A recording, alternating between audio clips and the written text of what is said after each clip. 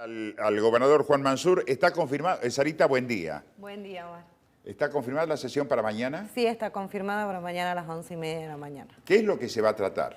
Se va a tratar la licencia del intendente Alfaro, Sí. Una ordenanza que él vetó, que salió en la sesión pasada y que vamos a insistir mañana en una sesión. Bien, ¿qué es lo que, a partir de ahí, qué viene? Bueno, a partir de ahí el intendente deberá tomarse la licencia hasta que pase este proceso electoral en el cual él es candidato. Y esto no tiene que ver con el capricho de nadie, tiene que ver con cuidar los fondos públicos de los vecinos de San Miguel de Tucumán. Hemos visto algunas anomalías, por ejemplo, el camión del Senara haciendo castraciones en el interior de la provincia cuando debería estar haciéndolas en los barrios de San Miguel de Tucumán para los vecinos de Tucumán, que son los que lo votaron. Entendemos que no es un pedido ni una solicitud ni descabellada ni anticonstitucional, sino de hecho hay dos intendentes que son de Cambiemos, tanto el intendente Campero de Yerbabuena como Roberto Sánchez de Concepción, que presentaron la solicitud de licencia en sus consejos deliberantes y que hoy están de licencia. Hoy, por ejemplo, lo planteaba Claudio Viña también, en los distintos lugares, en la distinta lista hay candidatos. Por ejemplo, mencionaba una concejal, Verón, y una concejal de Fuerza Republicana, el apellido por ahí se me Leiva. fue. Leiva. También son candidatos ellos. Sí, una concejal, la concejal Espinosa, es candidata suplente a senadora, y la concejal Liliana Leiva es candidata titular en diputados. ¿Ellos también tienen que tomarse licencia o no? También deberían tomarse la licencia. Porque también está el vicegobernador Osvaldo Jaldo, que es candidato. En ese caso también se tendría que tomar licencia. Nosotros solamente hacemos ordenanzas para el municipio de San Miguel de Tucumán. Tengo entendido que hay un proyecto presentado por el legislador Walter Berarducci en la legislatura pidiendo la licencia del vicegobernador, entendiendo lo mismo. Entonces no se Está la ministra Chala. Está la ministra Chala, que también debería... El propio Juan Mansur. ¿Cómo se resuelve? Juan Mansur en este caso él es suplente y no necesariamente tiene la misma participación que tienen los candidatos titulares y sobre todo los candidatos que encabezan lista, como es el caso del intendente que encabeza la lista senadores. ¿Esto puede tener algún protagonismo extra a partir de ahora desde el punto de vista social? Veíamos recién lo que pasaba en la legislatura provincial, que incluso tuvo que ir Cacho Cortalesi a pedir a la gente que no se encadene ahí en la legislatura, lo de mañana en el Consejo Deliberante. ¿Cómo va a ser la última semana, Sarita? Y bueno, estamos entrando en la última semana de campaña, pero no hay que mezclar las cosas. Esto no es campaña electoral. Esto es lo que te decía, cuidar los fondos de los vecinos de San Miguel de Tucumán. En el caso del legislador Cortalesi, la manifestación de hoy tiene que ver con sus empleados de bloque que han quedado sin trabajo, sin previo aviso y en un contexto económico en donde entendemos que todas las familias necesitan cubrir sus necesidades básicas y a veces dependen de esa única entrada que tienen. Sarita, después de esto, del 12 de noviembre, ¿cómo se reconstituyen los tejidos sociales que se han visto cortados por la situación política que estamos viviendo en Tucumán? No es... pasa en otras provincias, el caso de Santa Fe, pero en Tucumán por la participación fuerte que están teniendo el gobernador y el vice dentro del oficialismo y lo que puede pasar mañana en la capital, ¿cómo se reconstituyen después los tejidos sociales? El 13 de septiembre y el 15 de noviembre el gobernador sigue siendo gobernador, el vice sigue siendo el vice, los intendentes siguen siendo intendentes, eso no se modifica, porque acá se está votando diputados y senadores. Si bien todos los partidos tienen la particularidad de que están participando en una interna y de ambos lados son internas bastante fuertes partidarias, va a depender de la madurez política de los que pierdan y de la humildad de los que ganen para garantizar la gobernabilidad no solo de la provincia, sino también de los municipios. Esta mañana, Ariel, sin querer, comenzamos a conversar con Rodolfo Zucca. Lo instalamos con Rodolfo Zucca, pero por alguna cuestión que pasaba por un planteo que hacían en Salta sobre el tema de los impuestos provinciales, municipales, claro. Y en el medio se coló, y voy a insistir, desde el punto de vista personal, creo que es necesario reformar la Constitución, dejando de lado la discusión del tema de la reelección, todo demás. Eso lo dejemos ahí en un cofre. Pero de que la Constitución tiene que ser reformada, actualizada, no tengo ningún lugar a dudas, que es mi posición personal, no es que uno tiene la verdad. Para aclarar, el tema de la ley electoral, Claro. que en algún momento se habló, vamos a eliminar los sublemas, vinieron los acoples y prácticamente es la misma cantidad de acoples de los sublemas que había anteriormente. Claro. Hay muchas resoluciones judiciales de planteo que se hicieron en la Constitución. Reitero, no estamos hablando de instalar el tema de la reelección. Incluso sería bueno después del 2023 que se pueda hacer un acuerdo general de los distintos partidos políticos y vemos cuál es la mejor Constitución que tenemos a futuro. Claro. Y justamente apuntando a eso, yo le escuché decir, ustedes no consideran que están votando algo inconstitucional. Sin embargo, la letra de la Constitución dice: ningún funcionario podrá ser obligado a tomar licencia previa al comicio por el hecho de ser candidato. ¿Cómo se relaciona? Si no me equivoco, una presentación ya judicial en ese tema, y usted sabe que me parece que la Corte Suprema dio la razón al planteo a alguien. Si no me equivoco, la doctora Fontán o el doctor Luis Iriarte, uno de los dos. Sí, no, hubo varias presentaciones. La justicia fulminó el inciso, pero ad referéndum de que la legislatura emita una ley que justamente determine lo contrario a lo que dice el artículo. Como esa ley no se votó nunca, como nunca se avanzó con esa ley, ese artículo sigue vigente, ese inciso sigue vigente. Bien, ahí estamos hablando de una ley, de una constitución provincial y que está hablando de elecciones provinciales. Nosotros estamos planteándolo desde una elección nacional, porque son elecciones nacionales, y hay una ley nacional que avala las licencias de los funcionarios que son candidatos.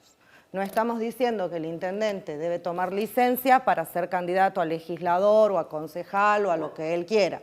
Estamos hablando de un intendente que está encabezando una lista de senadores para un cargo nacional. Los senadores son nacionales. Entonces hay que leer, y nosotros tenemos una pirámide de cómo vienen las leyes nacionales y tenemos la Constitución Nacional, las leyes nacionales, la Constitución Provincial.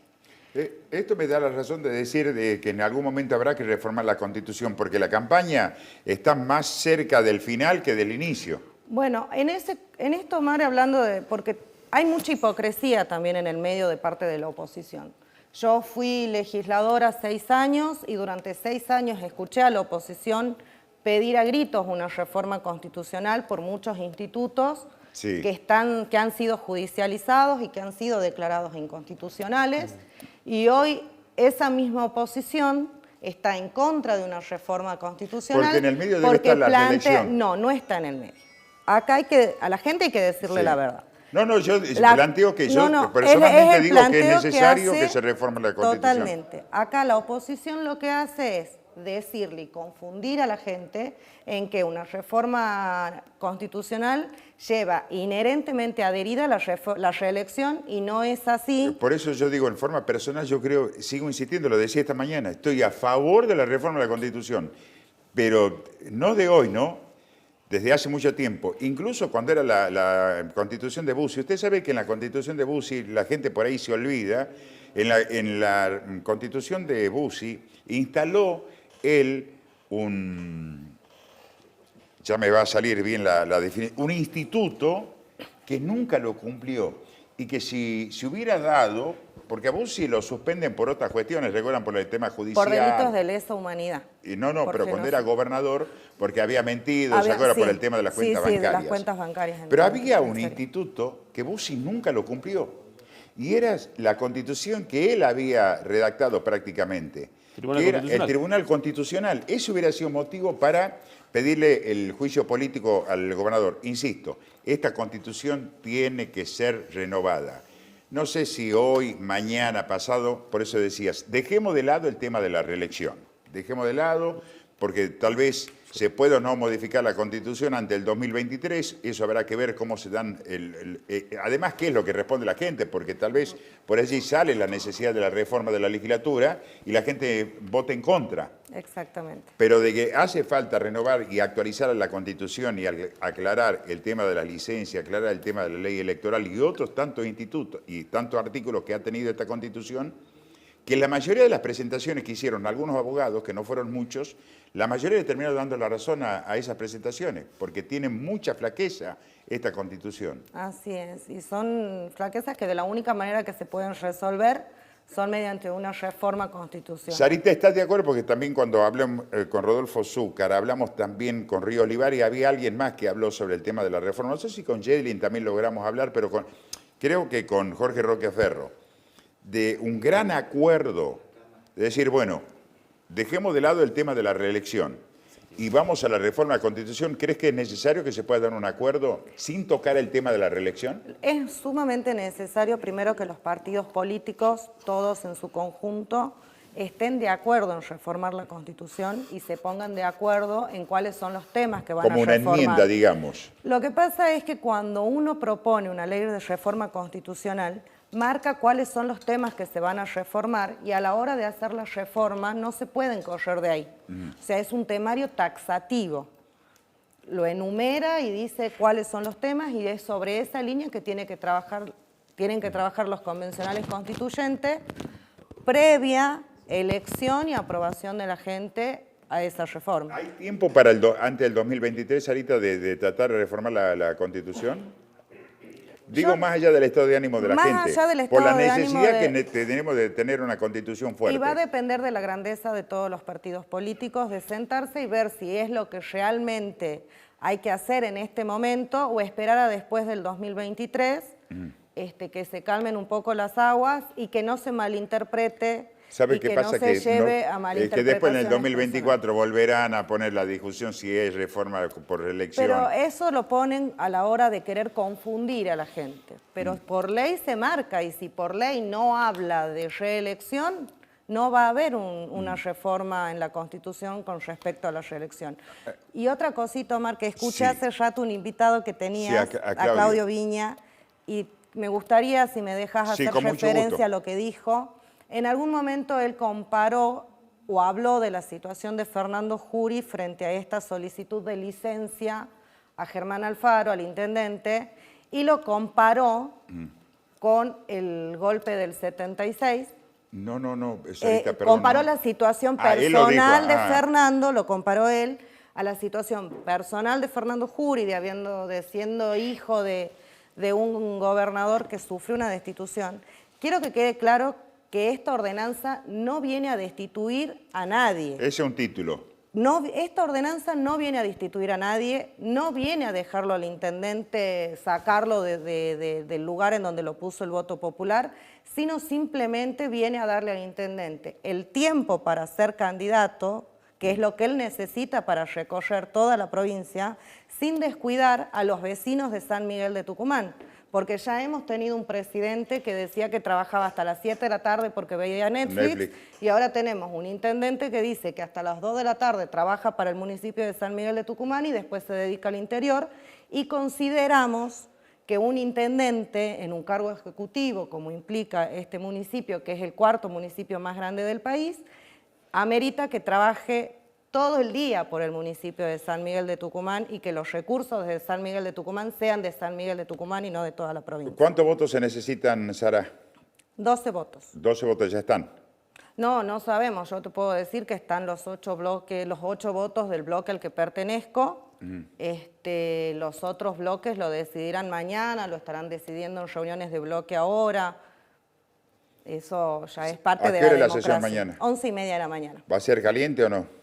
Estimo que sí, pero siempre en el marco del respeto. Es un consejo deliberante que se viene destacando por, a pesar de lo candente que puedan ser las discusiones, no dejan de ser en el marco del respeto y de lo institucional. Muy bien, Sarita Hassan, el nombre es Sara. Es Sara. Pero la conocen como Sarita. Sí, afectuosamente. Yo al Sarita lo tomo con mucho cariño y es mío. Y Alito no es Alito. Es Carlos. Sí. Y se lo conoce más como Alito. Como Alito. Porque la mayoría de los políticos lo conocen más por los seudónimos que muchas veces por los nombres, ¿no? Es que tiene que ver mucho con el trato cotidiano. Río Olivares, por ejemplo, el gallego. Sí. Si vos decís gallego, ya sabe que algunos también el radicalismo dicen gallego acano. Ah, mira. Sí, también. No sabía. Ah, no sabía que le decían gallego acano. ¿De verdad? Sí, también. Siempre Cano. José Siempre Cano. José, no lo tenía por el seudónimo. Sarita, muchas gracias. Muchas gracias a vos, como siempre. 12 horas con...